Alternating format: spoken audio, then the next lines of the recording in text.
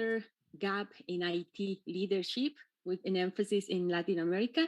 We have here today a great group of panelists who agreed to participate and discuss this important topic today. So we have Rita Berardi.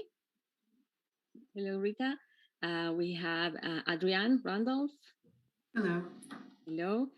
Boris, Branisa. And Giuliana. Hello. Okay, perfect. Okay, again, thank you all for attending, and thanks to the audience. So we're going to start with a couple of questions just to break the ice. If you could please click on the link, I will just post it in the chat box for everyone, and just answer these two questions. So there you have the link, and the two questions are,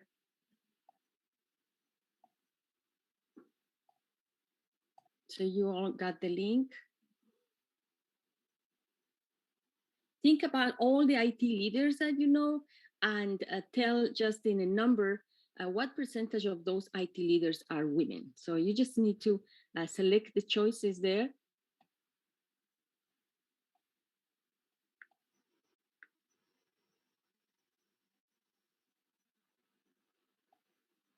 Okay, well, that was an overwhelming less than 40%, but I'm gonna wait for a few more people to answer. I think I gave too little time.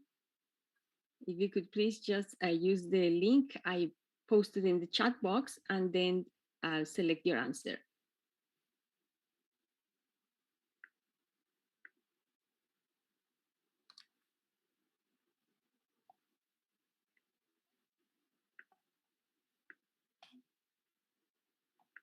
Okay, and you can see the results there.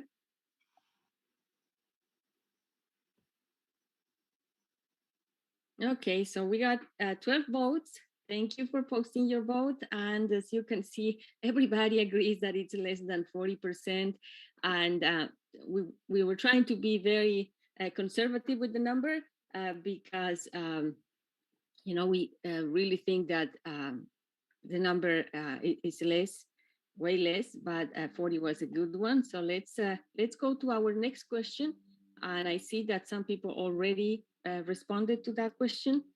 And the next question is, how different are the opportunities for women to obtain leadership positions in IT in Latin America compared to the United States? So somehow different, mostly, not different at all, and very different. So if, again, using the same link, if you could answer the second question as well. We got 9 responses so far, 10. Okay, well, thank you very much. I think this is a great audience because we have a good introduction to the topic. I think we are kind of like on the same page. So let's go ahead and discuss our topic today. So as an introduction, we have few slides, and they are just to start the conversation before we go through the discussion of our panel questions. So first of all, the gender gap is definitely an important topic. Women earn like 82 cents of every dollar men earn, and that is in the United States. And although there's also a World Economic Forum data that also highlights the gap between earnings between men and women. In the tech world, it's even, well, we've seen that despite of all the different efforts that have been made by various stakeholders in different countries that to attract women to the IT fields or computer science or information technology measures, the gender gap is imminent. And for example, in the US, again, there's only 1/4 of the IT workforce identified as female. And in terms of executive positions, women hold about 26.5% of executive senior level and management positions.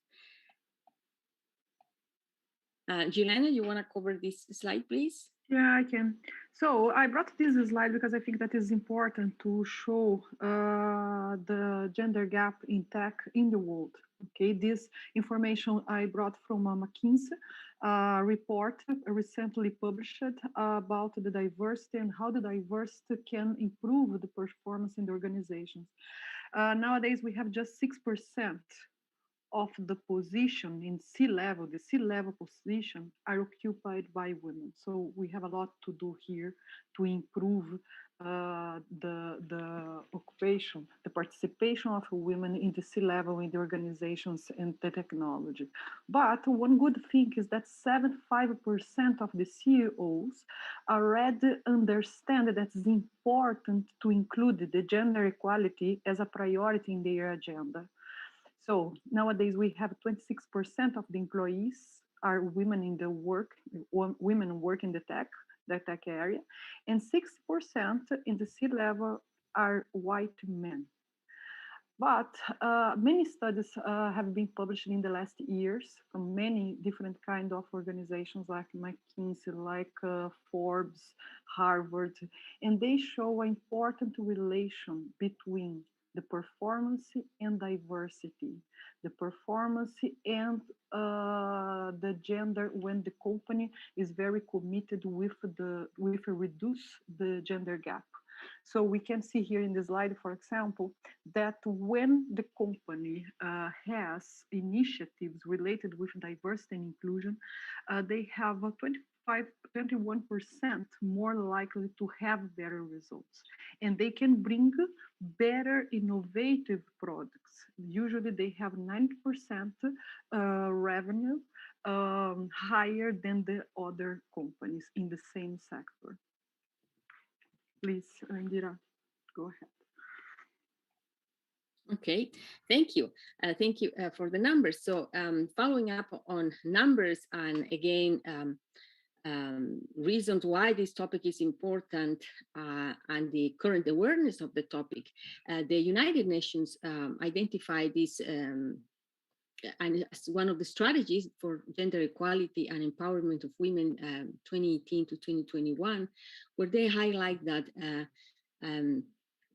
the priority on addressing this topic and creating projects again that will increase the participation of women in STEM in general and technology in particular.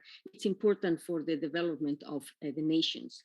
And most of the research that has been published in general comes from initiatives in the United States, Europe, and Asia. So more research is needed about this topic in Latin America. Which again is relevant to our own panel today. Another driver for today's panel also was the funding that organizations, international organizations made available to support this kind of research. Specifically, the National Science Foundation in the United States developed this advanced project for organizational change for gender equality in STEM academic professions. This is actually the project that just funded one project here, and we have Adriane representing that team, that AIS, the Association of Information Systems, in collaboration with the research team. Obviously, we got, there is a grant, right, that was recently awarded to this group to investigate a topic. And we have here today one of the representatives of that team that will tell us a little bit more about that grant that is just starting. On the other hand, the International Development Research Center, IDRC from Canada, also published the call for proposals for a grant that it's again, the project is the Gender and STEM Research Initiative that it's aimed to advance gender analysis and women's leadership in STEM for public universities from low and middle income countries. And that includes Latin America. So we are lucky that our team, and we have here Rita and Boris and myself, part of the team who actually received the grant. And we're just very happy. This is very, very fresh news, just less than a couple of weeks. So it's a starting project, but again, this is a great opportunity to discuss and collaborate with other teams because we are all pretty much have the same goal, right? So just to those who are not in Latin America, to give a background, Latin America is about twice the size of the United States and twice the population of the United States. But there is high inequality, discrimination, violence, and all factors that specifically affect mostly women as well. Again, another reason why this kind of topic is important, and we as researchers have a duty on looking at this this area, and we can take different approaches, which I hope today we discuss the different, that's one of the goals, to discuss the different approaches. So this panel is again to promote social inclusion, to reduce the gender gap in IT, because again, that can help growth in Latin American economies, promote collaboration between all these different researchers from different countries, and increase awareness and on this topic. And finally, discuss ideas for action. In terms of the Association of Information Systems data, we have some numbers here. And Adriane, could you please discuss this slide? So this is just highlighting that there have been advancements by the association. And as Indira introduced, that we are working with the Association for Information Systems in partnership on this grant to enact systemic change. And so it's not to cast them as having not done anything, so we can see the progress, but still very much more that needs to come. So in 2014, seeing the formation of the Women's Network, and then the Special Interest Group, or SIG, for Social Inclusion Task Force, which then in turn launched a survey more recently to understand the inclusivity or exclusivity of members within the AIS.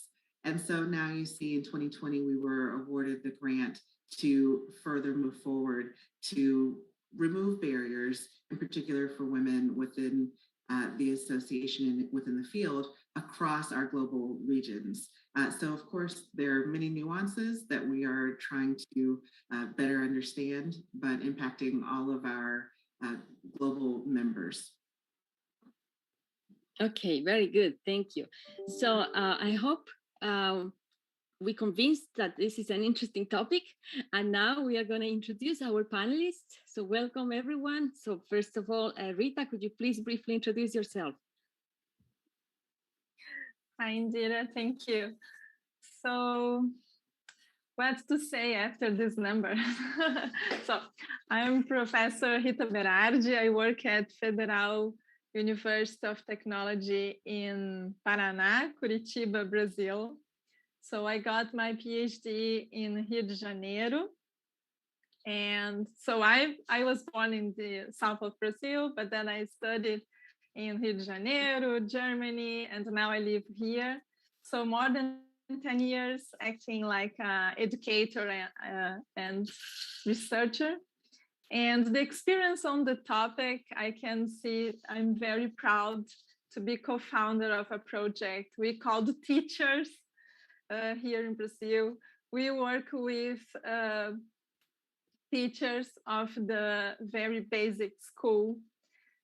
So we can help these teachers to talk about computers, to talk about computational thinking, to help these girls to start some interest in this area since from the beginning.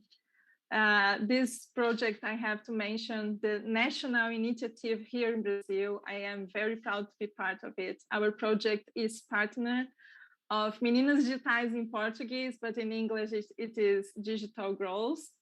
And also this year I coordinated the Women in Information Technology event, in which I had the pleasure to be with Giuliana also. So we are trying to work in this area to attract girls to computer science area. I think in 1 minute, it's a good beginning, Indira. Thank you. Okay, thank you very much, Rita, again for joining us, and I'm glad you have that great experience. Adriane? everyone. Adrian Randolph, and I am a professor of information systems at Kennesaw State University, which is located just 20 minutes north of Atlanta, Georgia, in the United States. And I have a PhD, Computer Information Systems from Georgia State University, which is what I crossed, I guess, to the dark side, as many engineers think of, business folks. So I was engineering and an IT consultant in change management for Accenture, came back into academia for my PhD in that area. So always interested in human-computer interaction and the art that's in our design of technology. So that has been my transition and focus, and in particular, brain-computer interface work. So literally controlling computers with your brain. And my particular focus is understanding the individual characteristics that help us better control those computers, because it's not just one size fits all. And I think that's the personal connection to the work, as well as my involvement with the PhD project. So in the United States, there's an organization that was founded by KPMG to help diversify the business workforce by diversifying who's at the front of the classroom. And in particular, African American, Black, Latinx, and Native American, being able to increase the number of doctoral holders and then going into business schools. So I'm an alumna of the program and now a faculty advisor of that group. So this has led me to this consultancy of this $1 million grant that's just been awarded in partnership again with the AIS, called Impact IT for Advancing Women in Information Technology. And in particular, we're trying to advance the number of women to the rank of full professor and remove barriers along that pathway. Thank you. Very good. Thank you. Thank you for joining us again, and welcome to the team. Boris, Branisa from Bolivia. So hi everyone, thanks Indira for organizing this. I'm very proud to be here. I think we also need male participants in this type of discussions.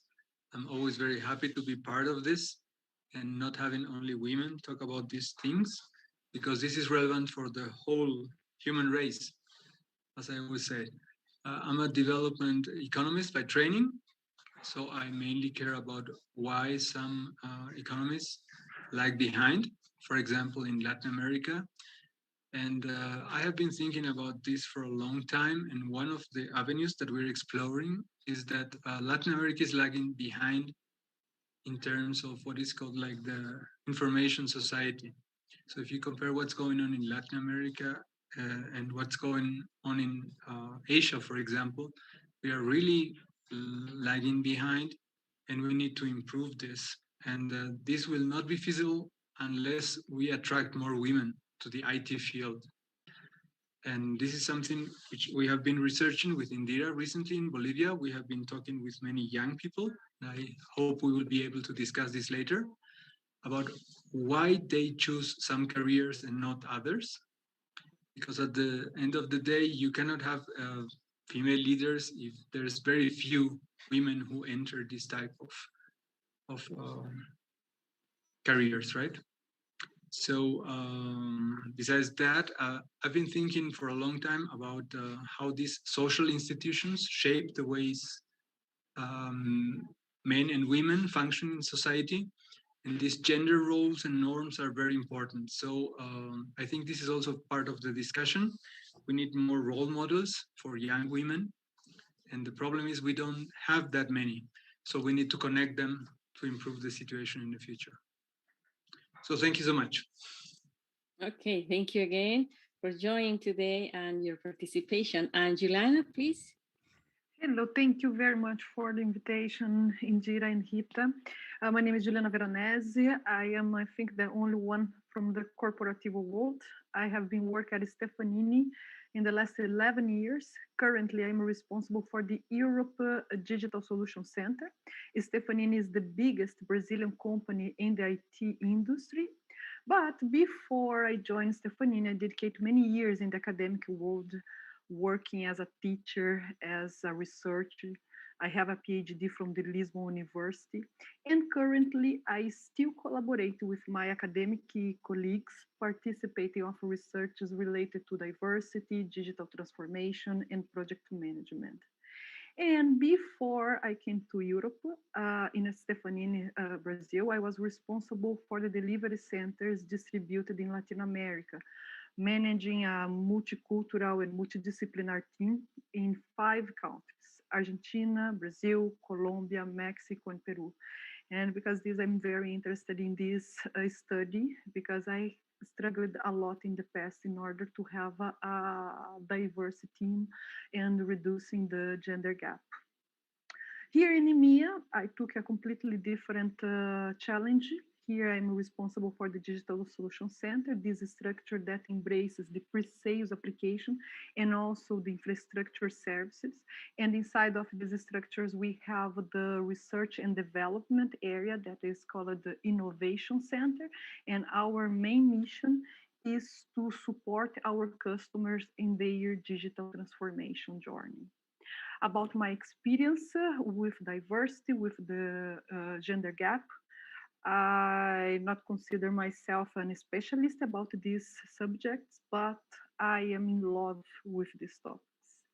I have been involved with many initiatives inside of Stefanini in these last 4 years, where we are looking for improve the diversity in our teams. And I also have participated of specific forums and conferences to discuss about the importance of reducing the gender gap and also about the importance of women in the innovation. Thank you very much. Thank you very much, Giuliana. I'm just very happy to have this diverse team, and your background is important to discussion of this topic. Well, in terms of myself, I am a professor and director of doctoral studies at Trident University here in California. My PhD is, I obtained my PhD here in Syracuse, New York, and a master's in information management. And I've done banking and finance. I actually worked in the field in IT for about 9 years in Banco de la Nación Argentina in Bolivia. And my bachelor was in computer science from Donetsk National Technical University in the Ukraine. So I travel a little. I've been in IT field, and then I became an academic. I'm here now as an academic, more than 15 years now. And in terms of the topic, actually, my dissertation was about the IT occupational culture and the factors that influence that attract women to the IT field. So back then, I already studied the gender topic and the gender gap in the United States, as I did that study here. And then I did that a little bit of study also in Latin America. But I have been on and off about that topic. And more recently, I joined Boris and Patricia to conduct this kind of research in Bolivia. And now we expanded, and we just got this grant where I am a consultant of this grant to conduct this study funded by the International Development Research Center in Canada. And the study will be conducted in Peru, Brazil, and Bolivia. So I'm just excited to continue with this important topic, and very honored to have the panelists here today and the audience, our Latin American and American audience today, and we have Europe and all those who are interested in this topic. So let's begin the discussion. We have 3 important questions today. So the first one is, why is this topic of gender gap in IT leadership important? And specifically, why do we have so few women in leadership positions? So let's see the opinion of those who have been working on the topic. Let's please start with the same order, if you don't mind. Okay, I'm first. So we have 2 big questions. I'll try to contribute a little bit with this discussion. So why is the topic of gender gap important? So first of all, I'd like to say that it is important to discuss this topic, to give some support to women who want to take on leadership positions, and also to give some support to women that don't want to take on leadership positions. Here, please, we don't want to put more pressure on women. Oh my God, I'm not a leader, so I'm not success. No, please, you can succeed even in non-leadership positions, and it is okay. Okay, this is the first point of discussion. And second, it's important to discuss this topic to expose several problems that society puts on women when it comes to profession. From the openness of this discussion, maybe in the future, we can contribute so that women will not have more obstacles or even obstacles more difficult than men to take on leadership positions. Finally, it's talking about this topic is about decision-making power. So when we start talking about the gender gap, is a problem because if only one perspective of society has this decision-making power, probably other needs will not be addressed, will not be discussed. So this is my answer for the first question. And why do we have so few women in leadership IT positions? So it's a very complex question with 1,000 of possible arguments. But I will bring some points. And to start, I will tell a story. Once in a very informal conversation, I asked the man exactly this: why we have so few women in leadership position? And he answered, oh, it's easy because women can get pregnant. And if she gets pregnant, she cannot dedicate a time that a leadership requires. A leader cannot have a license. And then I replied, but the average of CEOs in big companies, the average age of CEOs in big companies is 50.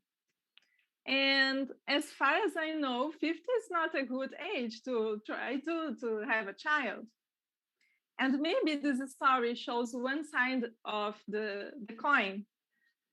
It seems that men, which is majority in this scenario, is still looking for reasons to not give opportunities to women to take on leadership positions.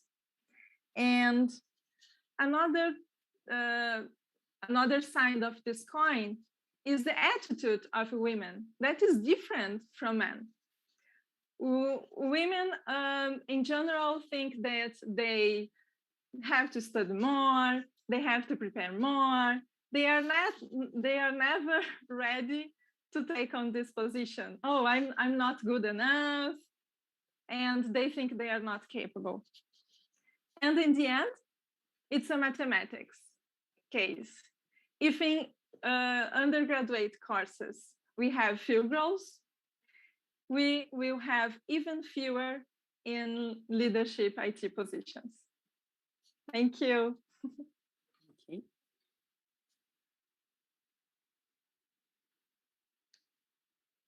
Well, I appreciate that you were so candid, Rita, with the individual you were talking with.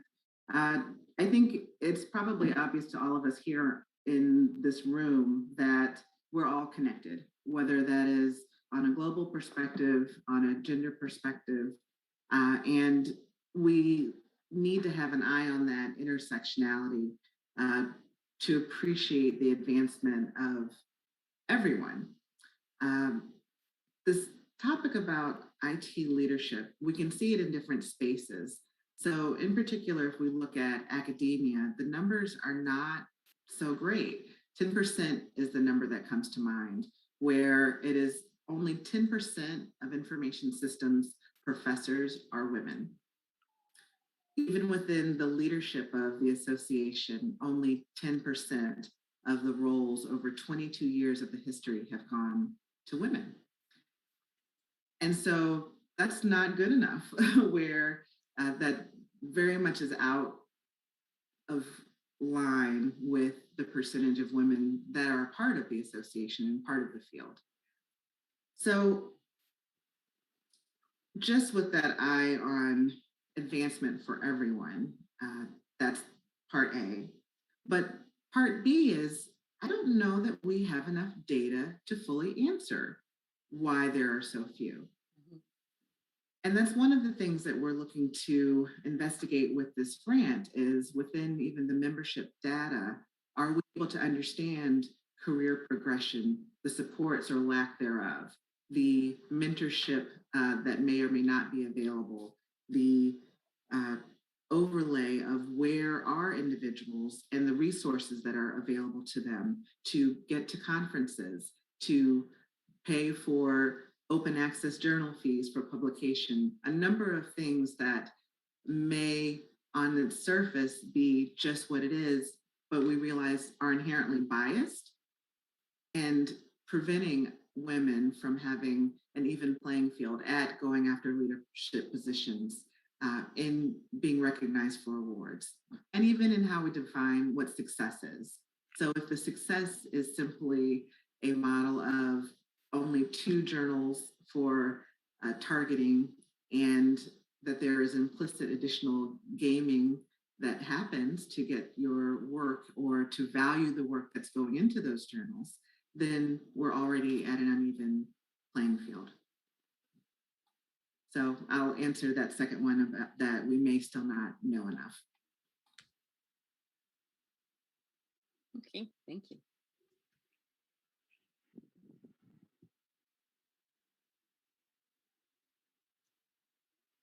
Boris? Thank you.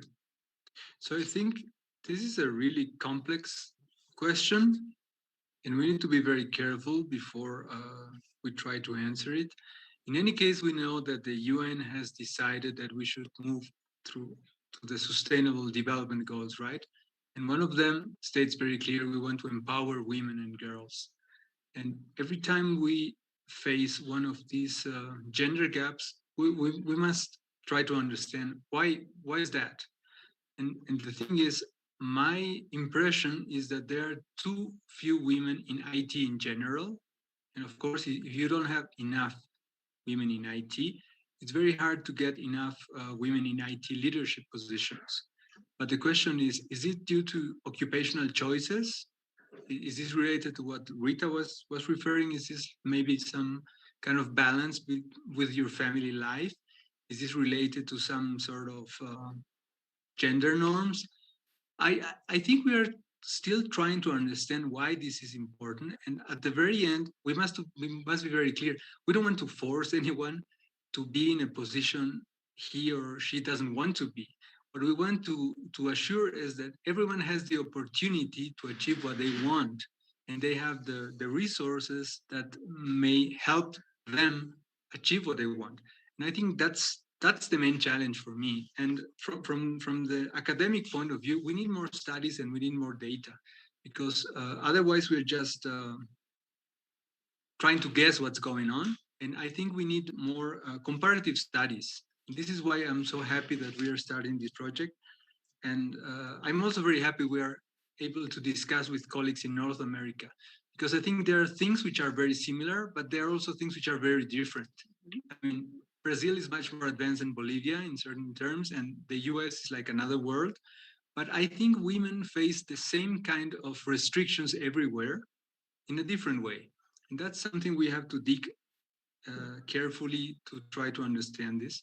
And once we have this, then we might be able to answer this very interesting question, Indira. Okay.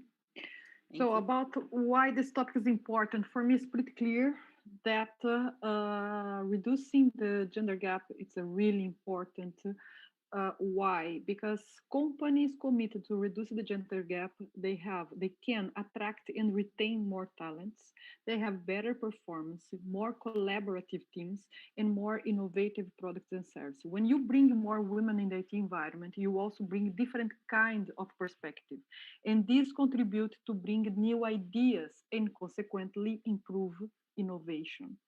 A study presented in Brazil by Forbes in this year, evaluating our digital ecosystem. We are talking about 13,000 startups, shows that 90%, 90% of these companies are owned by men.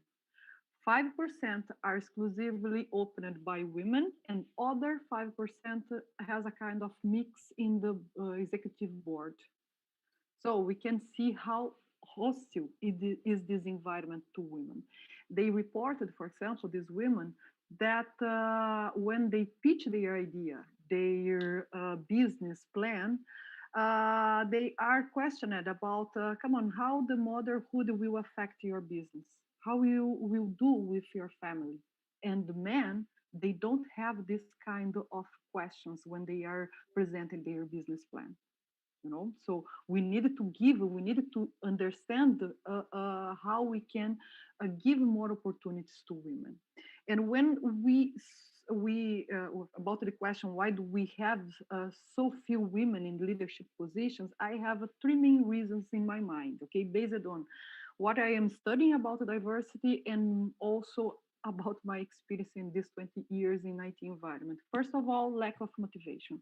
We, in fact, have a few women to inspire us. We need more. We needed to understand, we needed to know more about successful journeys, successful cases. We needed to bring these leaders, women leaders, to talk about their experience, how they overcome their challenge in order to inspire other girls, other women. Lack of opportunities. This is pretty clear. Our society has an unconscious gender bias that believes that leadership positions has a better fit with masculine male behavior. Women is too delicate or too emotional to a leadership position, while men are more rational in this aspect. And these aspects can make them have better decisions. This is the kind of unconscious bias that we need to avoid in the organizations or in the academic world. And we also have a behavioral component. Men tend to oversell themselves. They tend to talk about their achievements. When I ask to a guy, a man, how was the project that you participated? The first thing that he does is list to me all his own contributions in the project. Women usually talk about the group, about the teamwork.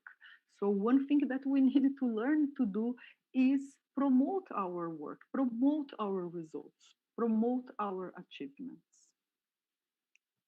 Is this Indira? Okay, great discussion. Well, in my perspective, well, the topic is important because I think we need new policies and new kinds of training, education for that it's more adapted to different contexts. So there are policies, but policies were created based on previous knowledge that can be biased, that could have been incomplete. So this kind of studies will promote an understanding of a new data, new knowledge that should influence the development of more modern policies and education as well. I mean, we all should learn and develop this new curriculum with new ideas and be more open. Just as an example of why do we have so few women in leadership positions? I would say that sometimes, I mean, there are many reasons, and you already addressed many of them, but I think another one of the big problems is flexibility, because I worked, as I said, I was the chief of the IT department in a bank, and honestly, I lived in the bank. I mean, it was just, especially at that time, we had very slower computers, right? I mean, now we have faster computers, so I had to wait for batch systems, batch programs to run, and if something happened, we had to go to the backups and restore everything. I mean, it was just, I was living in the bank, right? Something that COVID taught us a lot. And one of the reasons why I like academia is the flexibility that it provides. And I was able, to see my kids grow, and I'm here. I know they'd see me that if I am with the headphones, they should be quiet. But the moment I am off, they know that I'm there. If they need me, I can talk to them. So that for me, flexibility is important. And I think that COVID opened an opportunity, because now more and more people understand how we can be more flexible. The be remote when needed, or show up if needed. I mean, I think that's something that comes thanks to technology as well, but that's something that could be, again, learned and applied to improve that representation. Okay, so we went through our first question. We have 3 questions overall. Before we go to our second question, I would like to see if we have any comment or question from the audience, and then we will move to our second question, which is why is this topic important to the Latin American community, to the context. So let's give a couple of comments, questions, if we have them, before we move to the second round. Hi, Indira. Can you hear me? Yes, Alex.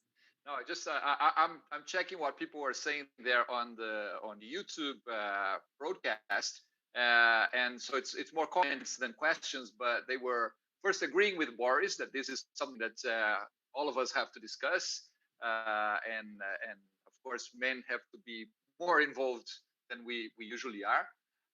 And the other comment there was about. I think someone say, well, it's great to know that there are academics in the industry as well. And I guess they were actually referring to Giuliana working as Stefanini, and they say, well, someone with a PhD in the industry. So it means that maybe that's something for us to think of for next year as well. We have to think in inclusion in many ways. We have to include ourselves, the doctors in the industry as well. Really but anyway, just comments that people had there. Really nice. Thank you, Alex. Monica, I see you raise your hand. Yeah, thank you for calling me. I see you have a male on the panel, Boris, and he did state the importance of men. I find that in my career, because of the lack of women mentors, I have sought out men mentors. And I think there is a big role for men to play in mentoring women, particularly because they have access, I'm going to be completely frank, to the boys club, and we may not necessarily, right? So it's for men that understand what we're trying to do, it's important for men to open those doors and provide opportunities to women. So I guess it's not really a question, it's more of a comment, but I agree with Boris that the male voice needs to be there because they need to play a part. Okay, very good. Thank you, Monica. John Patrick? Hi, thank you all for your answers so far. It's really insightful. So my question's around what your thoughts are on, various digital platforms that may be either, exacerbating the issue of the gender gap, or perhaps even helping it. Obviously social media comes to mind, but maybe other digital platforms, like how are they helping, or do you feel like they're actually making the issue worse? And is there maybe some research in that area that we can look into? Or I would like to answer this, because it's a really interesting question about how the artificial intelligence can help us to avoid the bias. But I know some companies that stop using some kind of artificial intelligence solution in order to score the CVs, exactly because they discovered that this kind of solution had some kind of bias. We are studying inside of Stefanini how we can use this kind of tool as a supportive tool in order to avoid this kind of situation. But it's a reality. The machine learning learns from a human being. And of course, that this kind of situation can be replicated. The bias can be replicated. You can have situations where just people from specific universities are considered, and this is really bad. We needed to have a diversity. We need to have people with different kind of perspectives. So this is an issue, and a really interesting question. And I appreciate, Giuliana, that you took it there with AI, because there is quite a bit of bias built in, and I think we're becoming more and more aware across the board.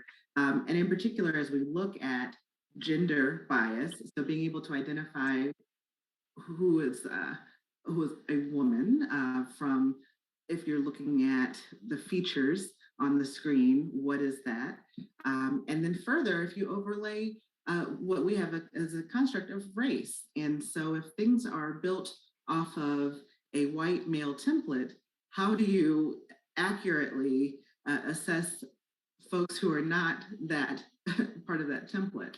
And so thank you, JP, for raising that as a question, so we can make sure that we have that still as a current conversation as we're impacting IT and technology development.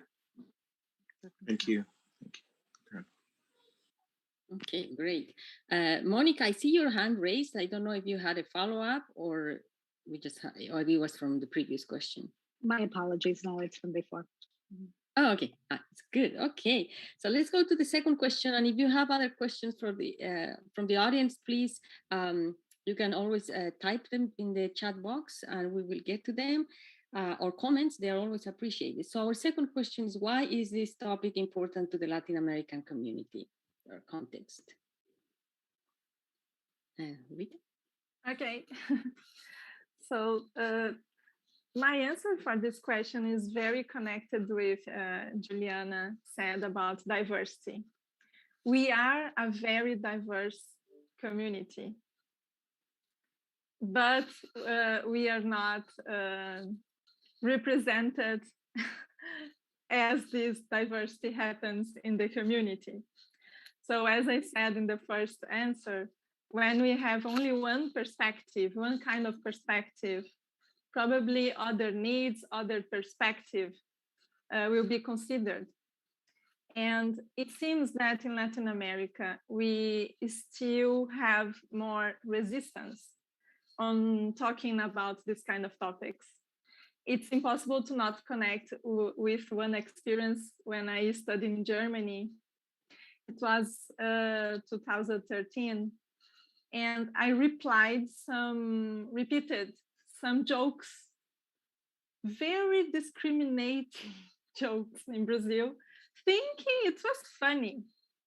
And the Germans in a dinner, they commented between each other, I don't know how Brazilians still are doing this kind of jokes.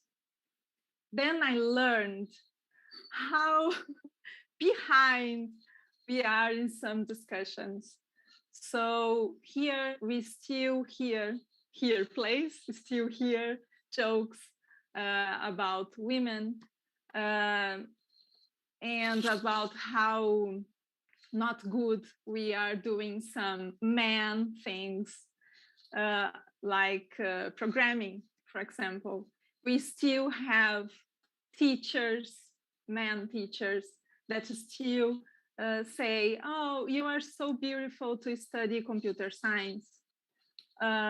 Please do a course that will fit better for you, like medicine, biology, it's more feminine, this kind of thing. And so for me, it's very important in Latin America because we need innovation. We need more innovation. We need to bring different ideas, different points of view, because we are not good. We need to improve our economy, our society, and we need more hands than one only perspective.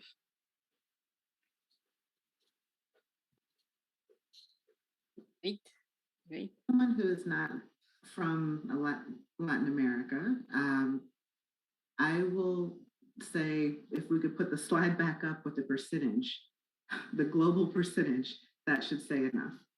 And just in my own personal lived experience, growing up in the DC area, as a high schooler, I worked in the outlet mall. It was one of the most popular outlet malls in the area. And I specifically learned Spanish as my option because I wanted to be able to speak to the customers that were coming through. And recognizing that most people coming through were speaking a form of Spanish, and I wanted to be accommodating. Now, just as a high school perspective, being able to recognize that, that was, I won't say how many years ago. Where are we now? So that alone should set the tone of why this is important and the bleed over to the entire global community.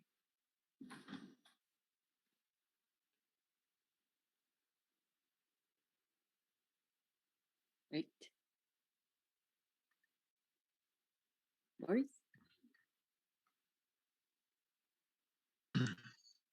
Yes, I mean, I think this is important at the global level, but especially for Latin America, this is like a huge challenge. I don't know where you know her, Alicia Bárcenas. She works for the UN. She once stated the region is really lagging behind, in the sense that technology is like a train that has left the station, and we are looking at it, and it's moving very fast. And if we don't have enough people working in IT issues, we will never be able to recover. I mean, every year is worse, especially for countries like Bolivia.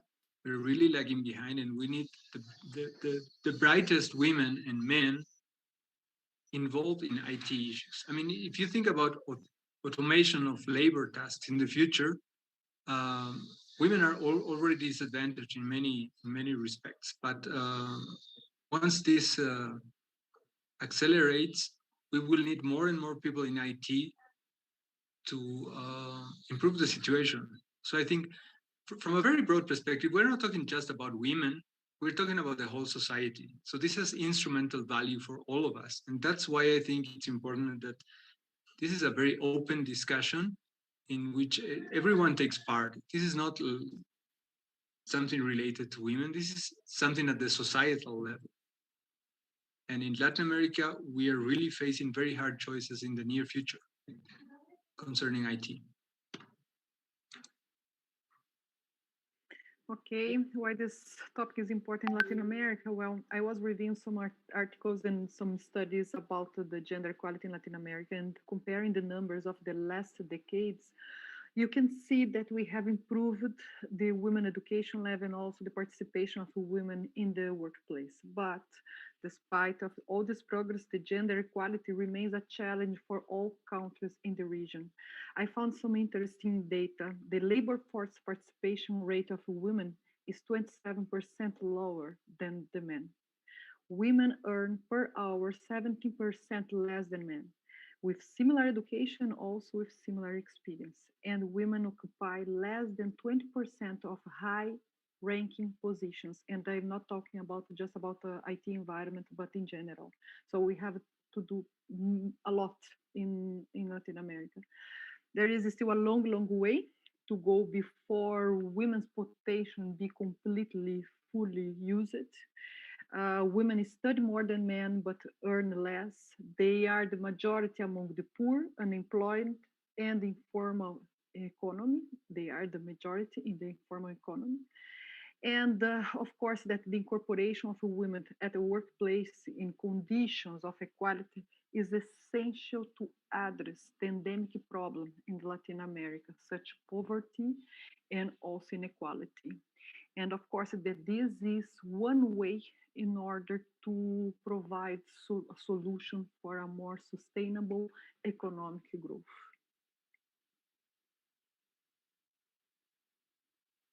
Okay, thank you. I mean, great perspectives. And I'm just worried now about the time. It's well 10:58 here in California, and so we pretty much, we just have like 2 more minutes. We ran out of time, but I think it's a good thing because we had a great discussion. And I would like to quickly go with one last sentence from everyone to wrap it up. And again, if there are questions or comments, please type them in the chat box. That was our last third question. What research perspectives or initiatives could be taken to increase the number of women in IT leadership positions? So I don't know if you can just please go ahead with your final thoughts or answers to the question. Okay, Indira. So I would say that from my point of view, increasing the number of women in IT leadership positions starts with increasing the number of girls in undergraduate courses in computer science and having less hostile organizations to attract these girls once they have the graduation so they can work, and in an organization that these girls don't have to be like men to be considered a good profession. Thank you. Thank you, Rita. Yes, indeed. So along with this advanced grant for Impact IT in partnership with the AIS, we are looking to systematically assess, develop, and improve AIS policies and practices, including this intersectional data, so that we can foster accountability and remove barriers and create and institutionalize best practices for the organization to help further women within the field.